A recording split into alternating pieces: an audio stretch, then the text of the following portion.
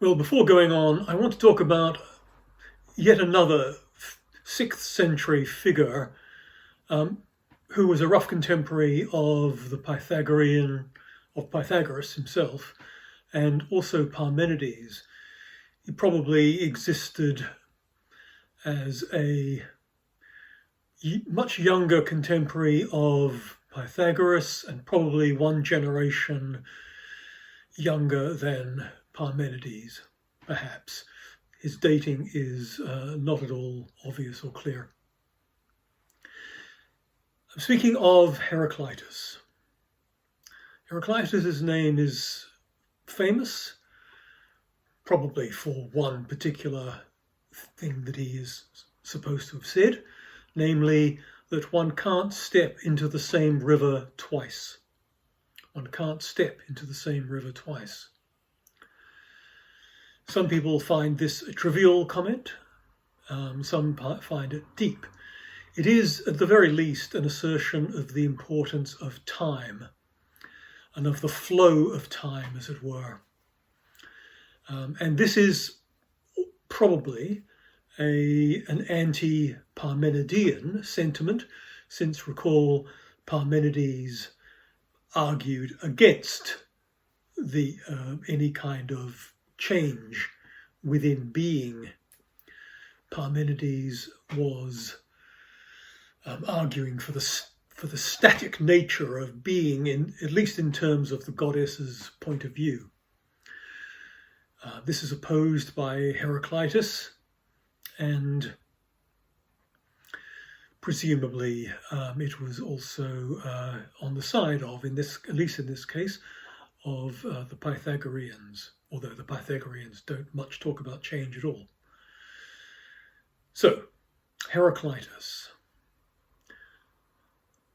The reason for talking about Heraclitus here is that he was another figure who had important things to say about metaphysics. Metaphysics is our topic. So what was his main contribution to metaphysics? Well, one of the things that he said, perhaps one of the things that is best preserved, is this. He said, "To those who are awake, the logos," which you can think of as meaning the world order, the meaning of being, if you like, the world order. To those who are awake, the logos is one, common to all. But the sleeping turn aside, each into a private world. So the logos, the world order, is one, it's common to all, but the sleeping turn aside, each into their own world. Now, it could just simply mean that the sleeping turn aside into their world of dreams, or it could have a deeper meaning. It could mean that those who are not awake, those who are not aware of the logos and the world order, they turn aside into a private world in which the world order is not apparent to them at all. So it could be a very mystical statement of the importance of being awake in a, as it were, a fully conscious sense, versus those who are not conscious, who are not awake. That is the deeper meaning of it, and I think many people take that as being the proper meaning of it. Another similar statement is this: "For those who have heard not me, but the logos, wisdom is agreeing that all things are one." Wisdom is agreeing that all things are one.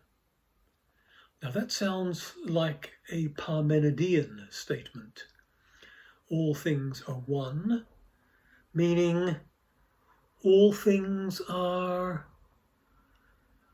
unified together. It sounds like a form of monism, just as Parmenides had stated his monism. So, for those who have heard not me but the Logos, the world order, remember, wisdom is agreeing that all things are one. And here is a third thing that he said. This rounds it out. Unite whole and part, agreement and disagreement, accordant and discordant. From all comes one, and from one all. Unite whole and part, agreement and disagreement, accordant and discordant. From all comes one, and from one all. Again, it sounds like a statement of monism.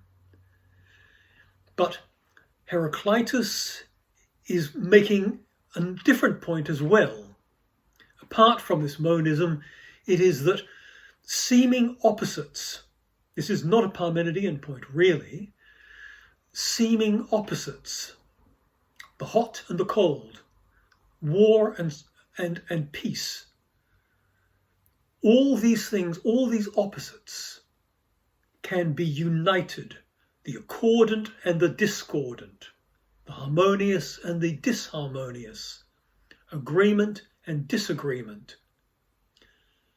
From all comes one, and from one all.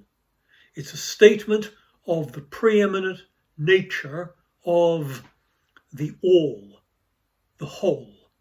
The whole is where all of these discordant parts, these things that seem like opposites, these things that seem like they can't possibly reside together, all of them exist, all of them give rise to the one gives rise to them all.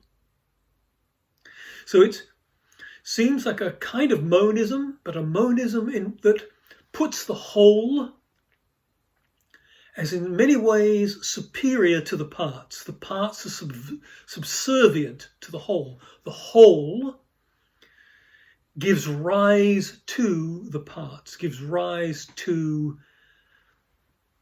what seems to be merely a part of it. The whole dominates. So what we could say is it's not just a monism, it's a holism. It's the idea that the whole is greater than the parts. And that's an important theme, because this kind of holism has come to the fore in the 20th century in what is called quantum theory or quantum mechanics. Holism is an important part of that theory. We may come to that later. Let's see. But it's prefigured here in the words of Heraclitus. Heraclitus is the first author in which we seem to have this idea that the whole determines the parts. It's not just that the parts, as it were, make up the whole. That's not the view. The view is, and maybe this is also in Parmenides, it's unclear, but the idea is that the whole determines the parts. It comes before the parts, and it is more than the parts. That is the essential idea. So these three things are, as it were, the core of the cosmic fragments, the things that are not merely political or personal, that is to do with personal ethics, that are not to do with the gods. These three things really summarize the Heraclitean view. Of course, there is also this emphasis on change, on motion, that's important, but also this idea of the whole determining the parts, the whole being greater than the parts, of the parts coming from the whole. The whole, the cosmos, the logos, determines the parts. Wise men understand this. They see things as the logos dictates to them. Those who are not awake, those who are asleep to the logos, they only see a private world of their own. They don't see the logos. They don't see how the whole determines all of the parts and reconciles them, reconciles these opposites. That is the idea. Now, I mentioned before that, of course, we have Parmenides and Pythagoras spending their life, their teaching life, in southern Italy. It seems to have been a particularly responsive place for them, for the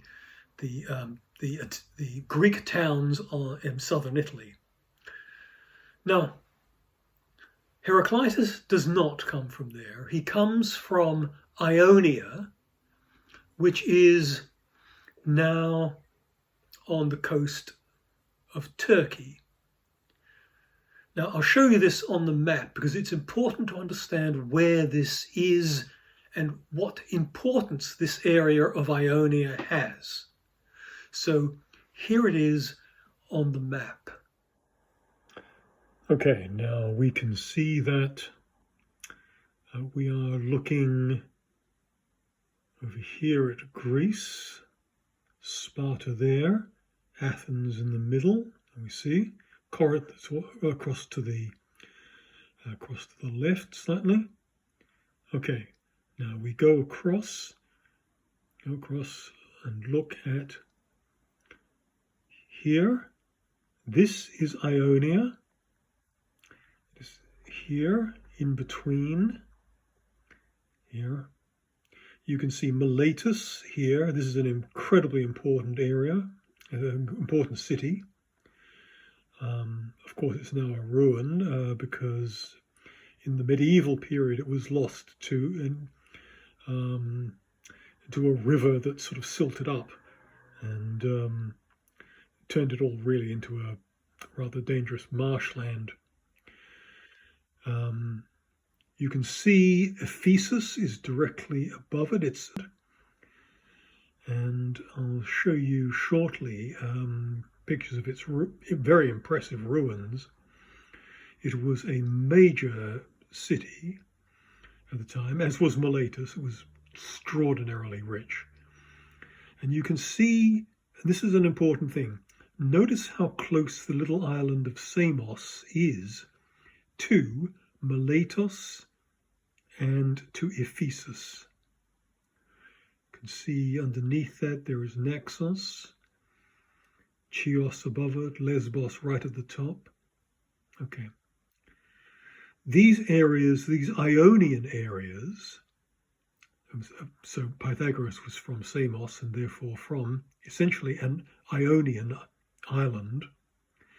These areas were in the Greek period, sometimes aligned with Athens, sometimes not. Sometimes they were under Persian control, sometimes not. Now these were vast cities, and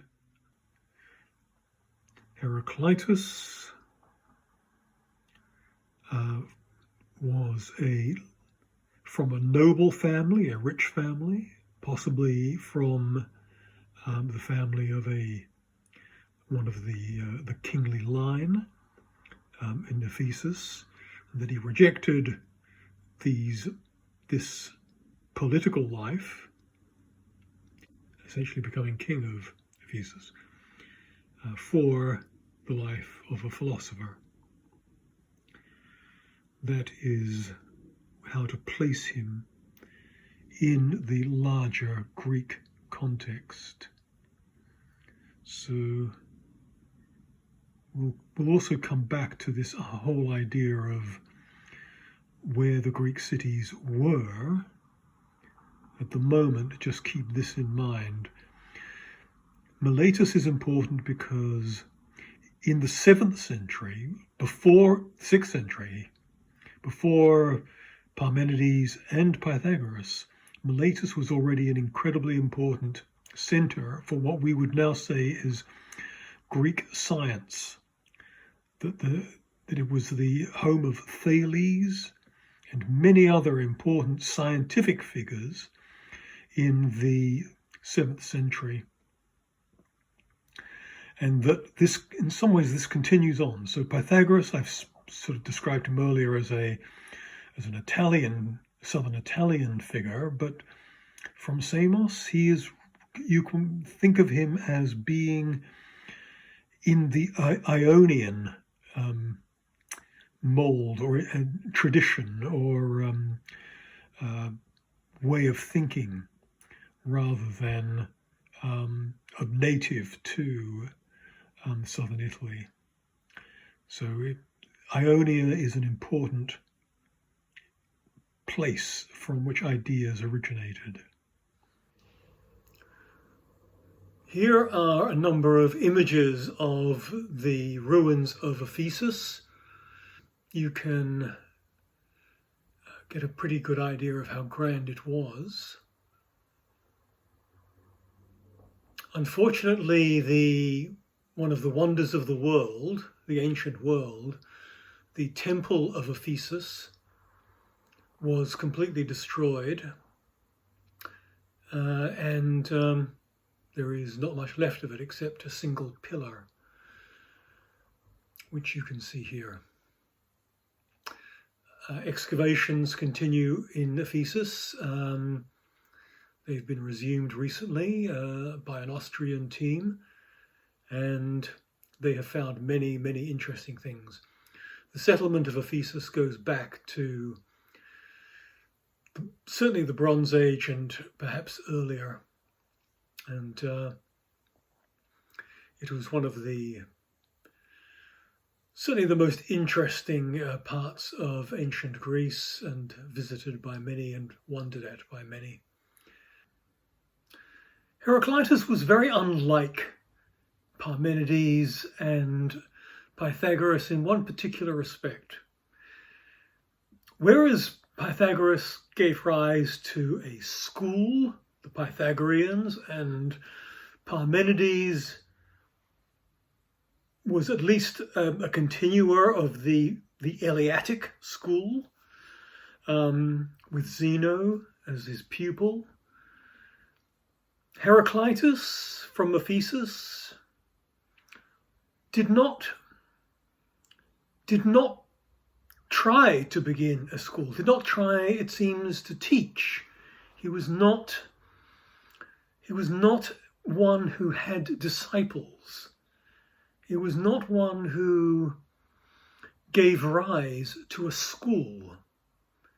Instead, he seems to have been a solitary figure, an aloof figure.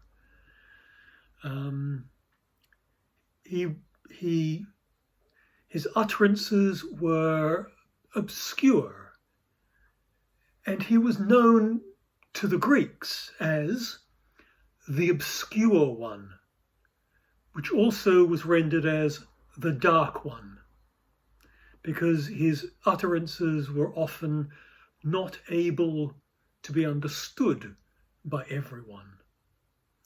So there was he had a different character, and he did not try to give rise to a school, it seems. So when we approach Heraclitus, he is someone who, it may be that he didn't even write a book. And it's said that he did, that there was a book that he had composed, again, called On Nature, which was, again, a completely standard title for any book of philosophy. There is some reason to think that he didn't actually put it down as a book, that he had sayings, and that these sayings were these statements were passed on, perhaps, that they were never gathered together in a coherent form. Some are on the topic of politics, some are on the gods, some are on his contemporaries. He made very critical remarks of those who were contemporary with him. For example, Hesiod, Homer, even Pythagoras came under fire from him. So he got this reputation as not just obscure, but as perhaps in some ways disagreeable. He was not liked by his fellow Ephesians, who, after he died, it seems as though there was a delight in creating stories about him that were unflattering. He was supposed to have died in an unflattering way, being covered in dung, lived in an unflattering way, and sort of all these stories probably are completely fictional, that have sort of clothed the figure of Heraclitus in a sort of strange way. He became this sort of solitary, wandering figure, known for these very obscure sayings and unflattering sayings. He was rejected by his own people because he rejected them. He did not find his fellow Ephesians in any way to his liking, and they in turn found him not to be to their liking. Now, this idea of himself, it gave rise to its own the outsider idea of the philosopher as perhaps as misanthrope, as the rejecter of his own people. This gave rise to a particular view of him that attracted someone who had very much the same view of himself, namely Friedrich Nietzsche, in the late 19th century German philosopher. Nietzsche was someone who wandered, someone whose utterances in his own lifetime were, as far as he was concerned, not appreciated, and who saw himself as the rejecter of the world from which he had come, to whom he was trying to tell unwelcome truths. That was very much as Heraclitus was himself. Now, Nietzsche had Heraclitus as his favorite philosopher. Now, if you wish to get to this idea of his view of Heraclitus, you'll find it in this book. It is the book called Twilight of the Idols and the Antichrist by Friedrich Nietzsche. These are two late works, very late works by Nietzsche, and perhaps, if I may suggest, they're a good way to get into Nietzsche because they present him at him attempting to state what he had, at the end of his life, come to believe were his mature thoughts. So you get Nietzsche saying what he thinks is true in a very clear, unvarnished and distilled form. And he gives his view of Heraclitus here in The Twilight of the Idols. I'll read it to you, and you can... By the way, I should say, this book was probably one of the first books of philosophy that I ever bought. And it was in high school, the end of high school. I think just shortly after the end of high school, actually. Because my English teacher, who was a favourite teacher of mine, we were sitting together after I had finished the exams, and we were talking about where I was going to go next, what I was going to do. And he, at the end of the conversation, just gave me $10 and said, "Here, go and buy some books." He was that kind of person.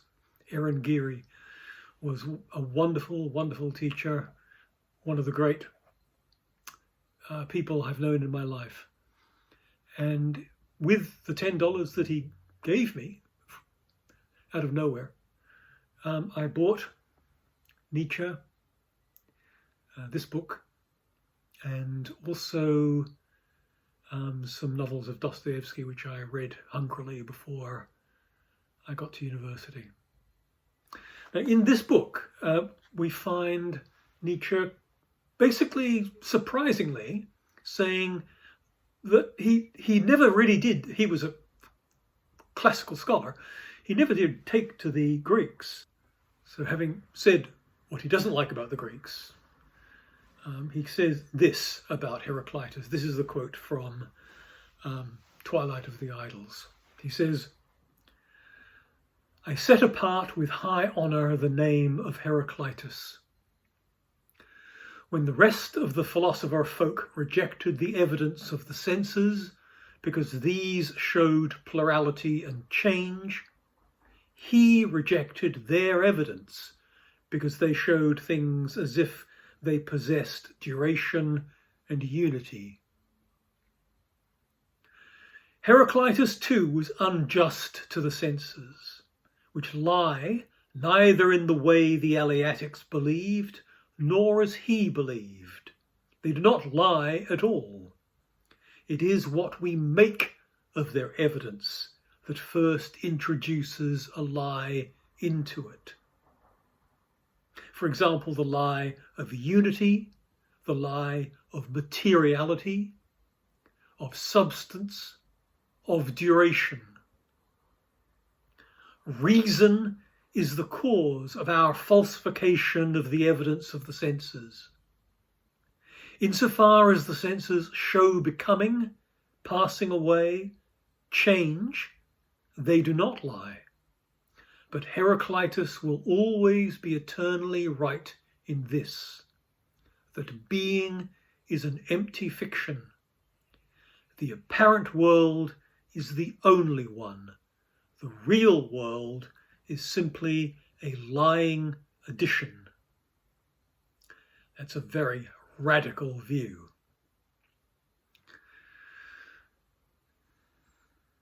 Now, you may want to contemplate it for a little bit. It's here on the screen. You may want to think about it. However, I'll end this bit by saying, in fact, I can't find anything in Heraclitus himself that really supports Nietzsche's interpretation. When Nietzsche says, Heraclitus will always be eternally right in this, that being is an empty fiction, I don't see anywhere that Heraclitus says that being is an empty fiction. And indeed, the earlier quotations that I gave you of Heraclitus does seem to make it clear that he regards the Logos as revealing to us that being, the world, is one, which is a Parmenidean view. All right, he does Heraclitus does say that, makes it clear that there is change. Yes, that is clear. Change exists. But he doesn't deny the existence of being, from what I see. I hesitate to contradict Nietzsche on this, because Nietzsche really should know. He was immersed in the Greeks. But the book that I have, or the books that I have read on Heraclitus, don't suggest this at all. So it may be that Nietzsche was interpreting Heraclitus, as many do, of course, interpreting Heraclitus in the way that he wanted to, seeing in Heraclitus himself, because they were already so almost kin figures. There we have Heraclitus, disowned by Ephesians, disowning them, wandering, and there was Nietzsche doing the same thing. They almost like there was a reincarnation of Heraclitus. And so maybe he read into Heraclitus his own view, which is this view that being is a fiction, a nothing. And he sees it in Heraclitus, but Heraclitus doesn't seem to say that. And I have to also add, the argument that Nietzsche gives that the senses don't lie, well, there is a sense in which that's true. The senses can't lie for one reason. The senses don't assert propositions. Propositions can lie, they can be untrue, but the senses can't do that. But it doesn't, what Nietzsche construes from that doesn't follow. Because even though the senses don't lie, they can certainly be misleading. We can fail to see differences in things that exist out there. Being can be such that there can be two things, we see them as identical, as very similar, two patches of red, for example, and yet one can be have a difference that we can't see. For example, there can be more infrared in one of them than the other, but we can't tell that difference. So the senses can't lie, perhaps. That's literally true. But it doesn't mean that they can't mislead us. If we were to think of them as giving us the truth of the world, then they don't do that. But if they can mislead us about the truth of the world, then there is a world which they can mislead us about. So Nietzsche's point that being is a vacuous thing, that it's a lying addition to the senses, that doesn't follow at all from the argument. It's a mistake, I think, of Nietzsche, but that was Nietzsche's final view, the view that is expressed over and over again in Twilight of the Idols. By the way, this book is the book that I recommend of Twilight of the Idols. It's translated by R.J. Hollingdale. Hollingdale, in my opinion, is the best writer, the one who resembles Nietzsche's own style the most. And so he gives you the feel of the Nietzschean text. He's also the best translator of Thus Spoke Zarathustra. I think that he is unsurpassed, even though one can question individual translations of sentences, one can improve them. He is nevertheless, as a whole, in totality, the best translator, I think, of Nietzsche. He's the first one I encountered. Perhaps that's why I gravitate most to him. His words sing the way Nietzsche's words were meant to sing in German. Nietzsche is a prose stylist par excellence, and Hollingdale, unlike any other translator, captures that prose stylist aspect of Nietzsche. He makes the words on the page sing to you. So I recommend Hollingdale's translation, Penguin paperback, this was published in the early 70s, which is when I read it. Okay. Well, I want to end this section on Heraclitus with the note that Nietzsche did write on Heraclitus far more thoroughly, but he didn't publish it, and it wasn't finished. And it was in a work called, it's been published now, Philosophy in the Tragic Age of the Greeks. It was written in 1873, and there Nietzsche does make clear what he didn't really make clear in the Twilight of the Idols. The idea that Heraclitus denies being, it's not firmly established in any way in even this earlier work. But it is clear that Nietzsche thinks of it. He interprets Heraclitus. When Heraclitus says, effectively, everything is flux, everything is change, that's the idea of you can't step into the same river twice. This idea that everything is flux, Nietzsche interprets as there is no such thing as a stable being. I think this is a dramatic over-interpretation of Heraclitus, and it's not clear that that's what he intends, but that is Nietzsche's interpretation. And in the earlier work from 1873, you can see how he is taken in to this interpretation and how he shapes it according to his own ideas. It's combined with the idea of Heraclitus that the fundamental element is fire, to the idea that everything is change, everything is a consumption by fire, things are renewed by fire. This idea of continual change within the world is really, for Nietzsche, then a sort of statement of the instability of being, or in other words, the non-existence of a stable being, which is how Nietzsche seems to think of being. Being can't be something which changes, according to Nietzsche, therefore being doesn't exist. That seems to be the fundamental idea, and as I say, you can find it expressed more clearly in these notes that Nietzsche wrote and didn't publish from 1873. They are a detailed account, but not a polished account, one might say. There is much that he intended to say in those notes that he never got to, and so we don't quite know what the final form of them was. But we do have enough on Heraclitus to see the outlines of how he thought of this matter.